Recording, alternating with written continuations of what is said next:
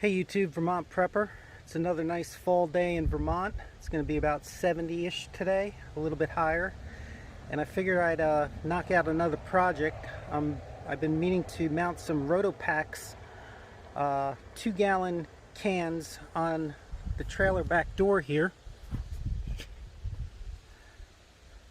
And I'm going to mount them on an angle so that I'll have some extra gas, and this is regular gas, not diesel, for my 4,000 watt Champion generator right there in case I need it. It runs on both propane and gasoline, but I figure why not have a couple spare cans of gasoline as well.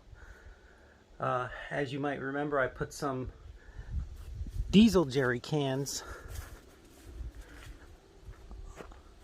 on the front, which are for my M1028 case, because that's what I'm going to use to pull the trailer here. So next thing is to measure out the holes, which I already did, and drill them out.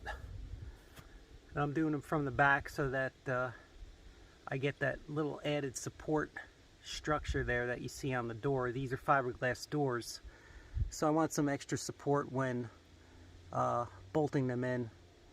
And they're not that heavy, they're only 2 gallons each, but it's nice to have the support. Alright, I'll drill them in and then show you the result.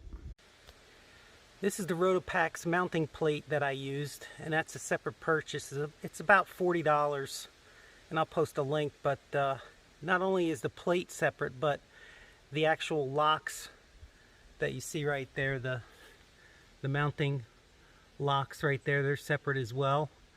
I believe they're about $60 each. So, you know, it's all a la carte with Rotopax. I mean, you get what you pay for. I mean, I've read, you know, some reviews about other gas cans, and they're not as good. And especially, I need some things that'll hold up to the cold here. So I replaced their regular bolts with stainless bolts. And you see 8 of them mounted right there. And on the other side, these braces here come with the mounting plate. So I just used my own bolts with those braces. And those braces aren't stainless, but they're on the inside anyway, so it doesn't matter.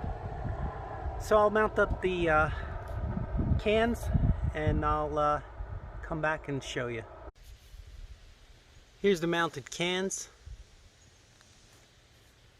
and what I wanted to show you all is I have a latch right here that hooks the door to the hardtop, and I didn't want that to be blocked, so that's not blocked.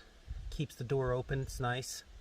And also the second thing is the handle here to open and close the door, and you have plenty of room there. Well, I mean, I wouldn't say plenty of room, but you have enough room to easily open and close the door.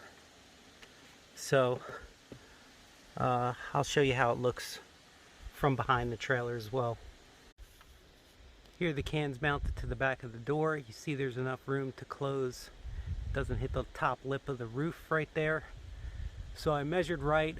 I was kind of dreading that because I didn't want those holes to be wrong and block either the roof there or the latch or the handle for the door, and it turned out it worked okay. So another project done. I appreciate you all for watching.